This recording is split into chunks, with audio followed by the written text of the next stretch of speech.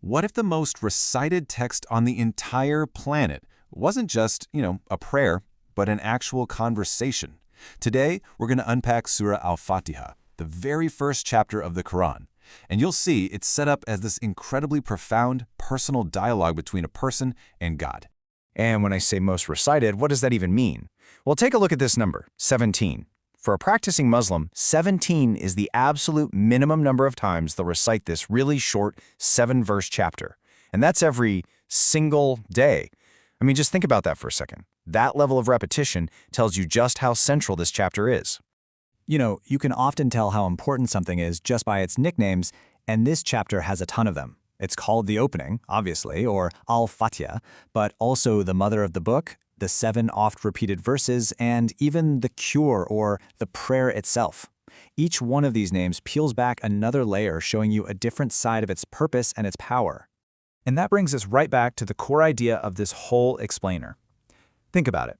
What if this prayer, repeated so many times a day, wasn't a monologue?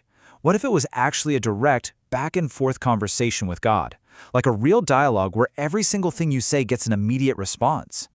Well, here's the kicker. According to Islamic tradition, that is exactly what's happening. This isn't just a prayer we're reciting, it's a divine call and response, a perfectly structured conversation.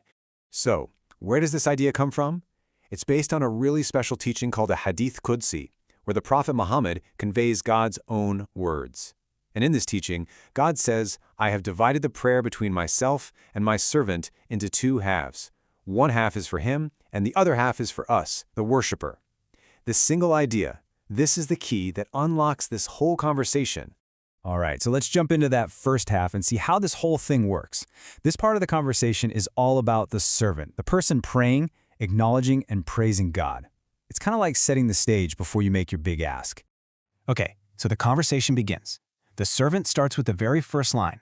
"All praise is due to God alone, Lord of all the worlds." And right away, there's a response. God replies, "My servant has praised me." Boom, the connection is made, just like that. Now, let's pause on that phrase for a second. Rabb al-Alamin, or Lord of the worlds. The word Rabb here is so much more than just Lord or Master. It means he's the one who not only created everything, but also sustains, provides for, and takes care of, well, everything. Humans, animals, galaxies, stuff we can see and stuff we can't even imagine. The servant then continues the praise, saying, "The extremely merciful, the forever merciful." And again, the response comes right back. This time, God says, "My servant has extolled me." It's like acknowledging a deeper, more profound kind of praise. And these 2 words from merciful show you just how detailed this is. Ar-Rahman is this huge, all-encompassing mercy that covers every single thing in creation. Kind of like the sun shining on everyone, good or bad. But Ar-Rahim, that's a special, more specific mercy reserved just for believers.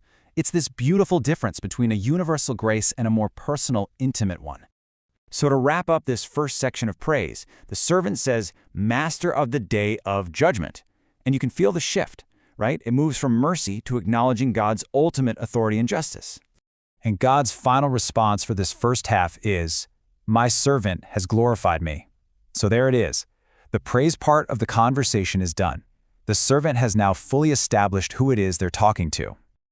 Okay, so this is the turning point. After all that praise, establishing exactly who God is, the whole conversation pivots. The focus now shifts from praise to a really personal request from the worshiper. In this next verse is the bridge that connects the 2 halves. You alone do we worship, and you alone we ask for help. It's perfect, right? It takes you from talking about God's greatness straight into declaring your own need and dependence on Him. And check out the divine response here. It's different. God says, "This is divided between me and my servant, and my servant shall receive whatever they ask." That's basically the green light. The channel is open. The floor is yours. Make your request. So, what is it? What's the ultimate request? After all that buildup, what's the one thing the servant asks for? It's this: guide us along the straight path. And this is considered the single greatest request, the most important prayer in the entire Qur'an. But guidance, what does that actually mean? It's way more than just knowing right from wrong. Scholars say it has these 5 layers. First, you have to acknowledge the truth. Then, you have to actually act on it. After that, you've got to stay strong and stick with it.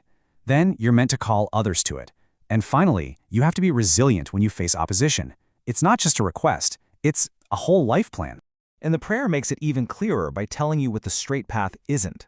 It asks for the path of those God has blessed, the prophets and the righteous, and not the path of those who knew the truth but deliberately turned away from it, and also not the path of those who just lost their way and wandered off into confusion. And with that final clarification, the whole conversation comes to a close with God's ultimate promise, "This is for my servant, and my servant will receive whatever they ask for." The request has been made, it's been heard, and the answer is guaranteed. So what's the answer, right? The servant just made the biggest ask imaginable. So where is this guidance they were just promised? And this is maybe the most profound part of it all. The relationship between this first chapter, Al-Fatiha, and the entire rest of the Qur'an is the relationship between a question and its answer. If Al-Fatiha is the servant asking, "Guide us," then the next 113 chapters are the master's incredibly detailed answer. It is the guidance. So we're left with this one final thought. The perfect prayer, this perfect conversation with the Creator, has been taught. The only question left for us is, when you make that request, when you ask for guidance, what answer are you listening for?